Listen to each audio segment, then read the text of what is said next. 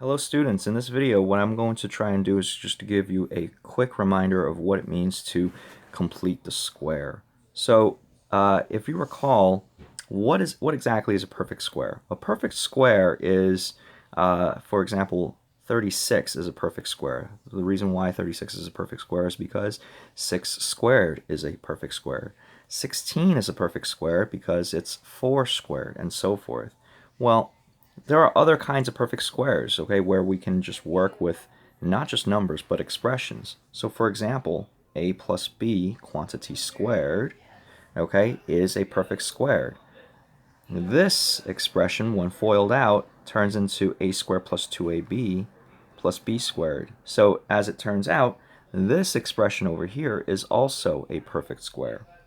Similarly, we can have another binomial squared, and it will be a perfect squared. It's going to be a squared minus 2ab plus b squared. Okay? So what we want to do, there's a technique, okay? There's a skill, okay, that was taught in Algebra 1, and I'm just going to do a quick recap of what that was. And I'm going to, by doing that recap, I'm going to go through looking at an example. So I have x squared plus 32x plus c, okay? And what we want to do is we want to find out what c is so that this is, in fact, a perfect square. In other words, it's going to be some binomial quantity squared. I want to know what that binomial is. I want to know what that value of c is. So let's just take a quick look at this. All right. So what I want to do, okay, is analyze the situation that I have here. The problem right now is I need to recognize, well, what kind of binomial is this going to turn into squared? Okay, is it going to be a binomial where the operation in between is going to be a sum, or would it be a binomial where the operation in between is going to be a difference? And how can you tell? Okay, actually, how you can tell has to do with the number that is in the middle, or the coefficient that's in the middle, and whether or not it's positive or negative. So looking at this example right now, I see that I have positive 32. Positive 32, okay, coincides with that middle coefficient here being positive. So what do I mean by here? I mean this number here being positive. So this is the pattern that I am going to apply to figure out how I can complete the square. So recognizing this right now, if this were to be FOILed out, or not FOILed out, factored out, I recognize that the first term here has to be x because I have an x squared there. The trick now is to find out what that number is, right? All right, so how are we going to do this? So looking at this, the middle number is 32. It's 32x, right? I'm just going to focus my attention on the coefficient, and notice 32 is going to equal to 2ab. Immediately looking at this, what's the coefficient in front of x right now? The coefficient in front of x is a is equal to 1, right? There's no number out in front, so a must equal to 1. So if a is equal to 1, that means I have b, 2b is equal to 32. Or in other words, b must equal to 16. All right, so what exactly is this going to be? This is going to be x plus 16 quantity squared. I need to know what the value of c is here, right? So as it turns out, if the last number is b squared, and I already figured out what that last number is, right? That last number is, or actually I figured out what b is. So if b is 16, so the last number here must be 16 squared. It must be 16 squared. 16 squared, what is 16 squared? That slips my mind at the moment, so let's just quickly punch that into the calculator. 16 quantity squared is 256.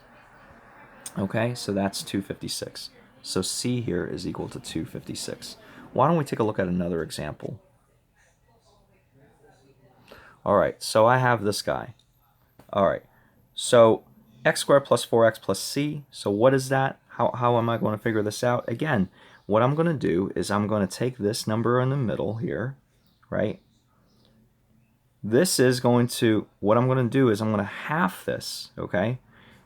So this is going to be some quantity x, and recognizing this guy right now, that's a plus, right? So if it's a plus, it has to be x plus something, okay? So plus what though? Well, again, I know that 2 times a, in this case is 1, times b, I don't know what b is equal to 4. So in other words, b is equal to 2. And if b is equal to 2, and this number right here is b squared, okay, c therefore must equal to 4. Let's take a look at another example. All right, so I have x squared plus 3x plus c. So again, recognizing that the number in the middle is 2 times a, which in this case is 1, right, times b is equal to 3. So that means b is equal to 3 over 2. And again, recognizing that this is x plus, it's a binomial that's being added, that number in there is going to be plus 3 over 2, quantity squared. Well, what would make c then? C here would have to be 3/2 squared. So c here in this case is going to be 9/4. Let's try this again. All right, slightly more complicated problem now. All right, it's the same thing though, I promise you. So again, recognize this, that that a here is 1. So I have 2 times 1 times b. I don't know what b is, okay? But I do know that this quantity is supposed to equal to 25 elevenths. Now you're probably wondering, like, there's a negative there. What do we do with that? Doesn't matter, okay? So just recognize that it's x, well, in this case, because this is minus, the binomial, okay, the operation in between has to be a subtraction, okay? So recognize that the number that you put in here, okay, will be subtracted from x, but when you're figuring out what b is, just let's not worry about that, okay? So we're going to divide both sides by 2, so therefore b must equal to 25 over 22. So if b is 25 over 22, if b is 25 over 22, then therefore c, the value of c, must be 25 over 22 quantity squared. And what does that come out to?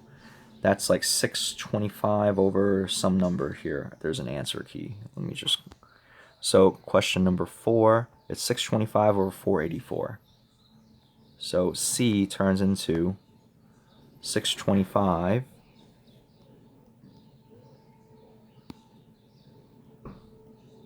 over 484. All right, let's take a look at another example.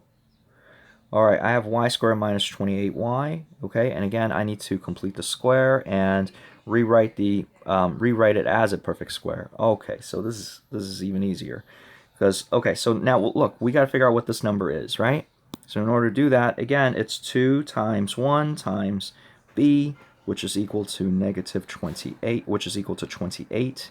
So therefore, b must equal to 14. Okay, so that means this guy right here must be 14 squared. Okay, or this whole thing turns into y minus 14 quantity squared. I'm going to skip on to question number 7. Okay, so here it's the same idea. 2 times 1 times b is equal to 37 over 20. So therefore b must equal to 37 over 40. Or this guy right here is 37 over 40 quantity squared. And this is equal to x minus 37 over 40 quantity squared. Okay? So that's how you complete the square.